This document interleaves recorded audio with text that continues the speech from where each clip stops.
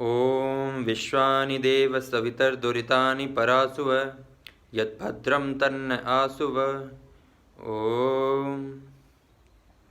नमस्ते मित्रों, आज हमारे महान पूर्वज भगत सिंह जी का बलिदान दिवस है और आपको एक विशेष बात बोलना चाहता हूँ कि हम अपने क्रांतिकारियों को बलिदानी कहें, शहीद ना कहें, क्योंकि आतंकवादी जो होते हैं वो शहीद कहलाते हैं, क्योंकि कुरान के अनुसार ये शहीद होते हैं। और इसलिए हम अपने क्रांतिकारियों को शहीद नहीं कह सकते, इसलिए हम अपने क्रांतिकारियों को बलिदानी कहें, ये अवश्य याद रखें। अगली बात, भगत सिंह जी का जन्म और हम सब खुशी से मनाते हैं और ये बलिदान दिवस है, इसे भी हम खुशी से मनाते हैं और कुछ करने की सोचते हैं, लेकिन कुछ कर नहीं पाते क्योंकि हमें उनका इतिहास नहीं पता, क्योंकि हमें ये नहीं पता कि वो कैसे भगत सिंह बने। तो उसके लिए हमें उनके अतीत में जाना होगा कि वो भगत सिंह कैसे बने। भगत सिंह जी का जन्म तिथि सब जानते हैं, वो कहाँ पैदा हुए बहुत लोग जानते हैं, लेकिन सबसे ज़्यादा जानने की ज़रूरत है कि वो भगत सिंह कैसे बने। भगत सिंह जी के पिताजी और उनके दादाजी बड़े ही क्रांतिकारी विचारों के पहले से ही थे सज्जन, लेकिन समाज में कुछ भी गलत होता उसके प्रति वे सजग थे, आत्मा उनकी अच्छी थी पहले से ही। लेकिन उन्हें धर्म की जानकारी महर्षि दयानंद सरस्वती जी ने दी। स्वामी जी से मिलकर सरदार अर्जुन सिंह ने भगत सिंह जी के दादाजी जनेऊ लिया और जनेऊ लेकर यज्ञ पे प्रतिज्ञा की कि मैं वेद के अनुसार जीवन जीऊँगा। वो प्रतिदिन यज्ञ करते थे और इसी परंपरा में उनके पिताजी किशन सिंह जी सरदार, वो भी पूरे देशभक्त थे। उनके छोटे भाई अजीत सिंह, भगत सिंह जी के चाचा जी, वो भी देश में बड़े क्रांतिकारी, उन्हें देश निकाला दे दिया गया था, क्रांतिकारी थे वो बहुत बड़े। ये इतिहास गवाह है कि प्रत्येक क्रांतिकारी के जीवन में महर्षि दयानंद द्वारा कृत सत्याग्रह प्रकाश ने अमर क्रांति जगाई है। उसी कड़ी में भगत सिंह जी का जन्म जब होता है तो उनकी माता जी दयावती, वो भी उसी प्रकार से अपने पति की भांति, अपने पूर्वजों की भांति क्रांतिकारी विचारों वाली थी और उन क्रांतिकारी विचारों के कारण से भगत सिंह भी क्रांतिकारी बना। जो वो छोटे से होते हैं, प्रतिदिन यज्ञ करते अपने दादाजी को देखते हैं और जब उनका यज्ञोपवीत होता है, यज्ञोपवीत कहते हैं यज्ञ के उपरांत जो यज्ञोपवीत दिया जाता है उसे यज्ञोपवीत कहते हैं।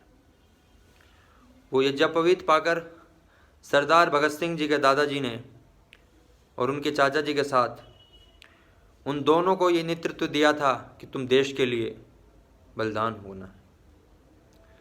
तब ये प्रतिज्ञा पाकर सरदार भगत सिंह बचपन से ही अपने दादाजी के क्रांतिकारी विचारों और सरदारों जितने भी समाज सब सज्जन लोगों के बीच रहकर अपनी क्रांति को शुरू करता है।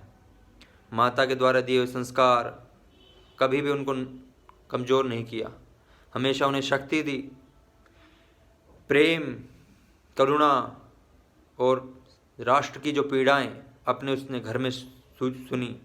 जो भी घर में चर्चाएं होती वो सब हर समय देश के बारे में, संस्कृति के बारे में, सभ्यता के बारे में चर्चाएं होती थी। उन सब चर्चाओं को सुनकर भगत सिंह बना। तो उसी कड़ी में जाते हुए भगत सिंह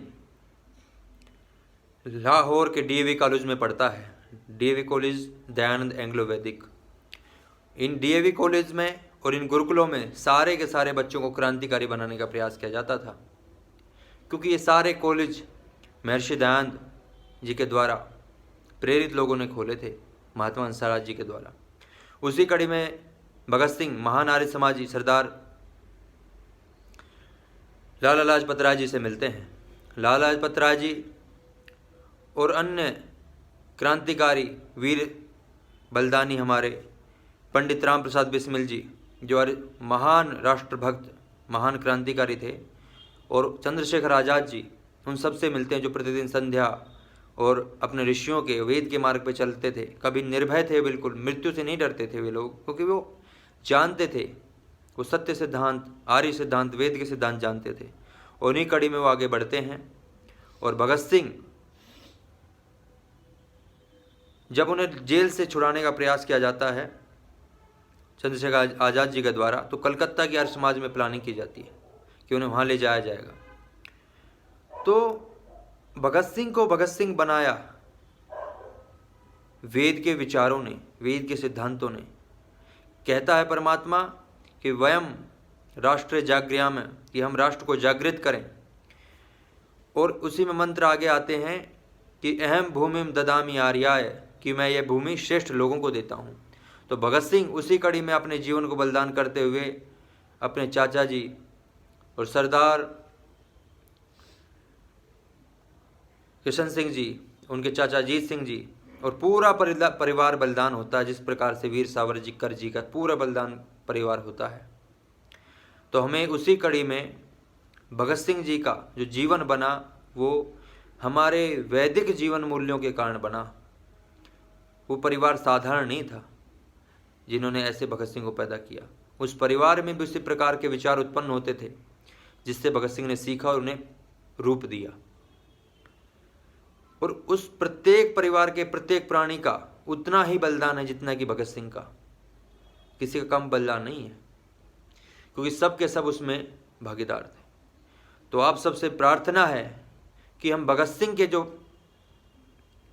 विचार थे, भगत सिंह कहते हैं अपनी पुस्तक में कि मेरे अधिकांश विचार आर्य समाज की देन है। उस आर्य समाज को समझें। आर्य समाज के नियम क्या हैं? आर्य समाज के वे नियम है जो हमारा धर्म है, सत्य सनातन वैदिक धर्म। तो उस पर चलें, उसको जानें। तो अगली वीडियो में हम सत्य सनातन वैदिक धर्म क्या है जिससे भगत सिंह बना, चंद्रशेखर आज़ाद बना, पंडित राम प्रसाद बिस्मिल महान क्रांतिकारी बने। सब युवाओं को उन्होंने एक संगठन दिया। राम प्रसाद बिस्मिल जी, लाल लाजपत राय जी, कितने भी क्रांतिकारी उठाइए। एक बार की घटना है, राजगुरु जी घर जाते हैं भगत सिंह के और मेज में पैर रखते हैं, तो वैसे ही तुरंत भगत सिंह जी के दादाजी अर्जुन सिंह जी कहते हैं यज्ञ कुंड रखा है मेज के नीचे, पैर हटाओ वहाँ से। तो इतने व्यक्ति थे महान। ऐसे ही जब कभी अंग्रेजों ने कभी कर वसूलने का प्रयास किया तब उनके परिवार ने कर का विरोध किया कि गरीब लोगों से कर न लिया जाए। तो क्रांतिकारी परिवारों के अंदर जो ये क्रांति के भाव कैसे जगे? क्योंकि उनकी आत्मा सच्ची थी। झूठे लोगों के अंदर आत्मा नहीं जगती है। सच्चे वो आडंबरों में नहीं फंसे थे, किसी पाखंड में नहीं थे, किसी अंधविश्वास में नहीं थे। वो केवल निराकार ओम की उपासना करने वाले लोग थे। तो जो सही क्रांति है, सही आज़ादी, इसलिए भगत सिंह ने कहा कि सही आज़ादी नहीं आई है। सही आज़ादी तब आएगी जब उनके सपनों के गुरुकुल, यज्ञशालाएं और ये राष्ट्र वेद के अनुकूल चलेगा। तो आप सभी से प्रार्थना है कि उनका जो बलिदान है इस तरह से सार्थक करें। भगत सिंह जी के विचारों को जानें, अपने जीवन में उतारें। वो विचार क्या हैं, उनके मूल विचार, उनके परिवार को जानें, उनके परिवार का बेस क्या है, उनकी शिक्षाएं क्या हैं, वो किस शिक्षा पर चले, उनको जानना जरूरी है। यही भगत सिंह जी का सही बलिदान के लिए श्रद्धांजलि होगी। आप सभी का बहुत बहुत धन्यवाद। नमस्ते जी। जय श्री राम।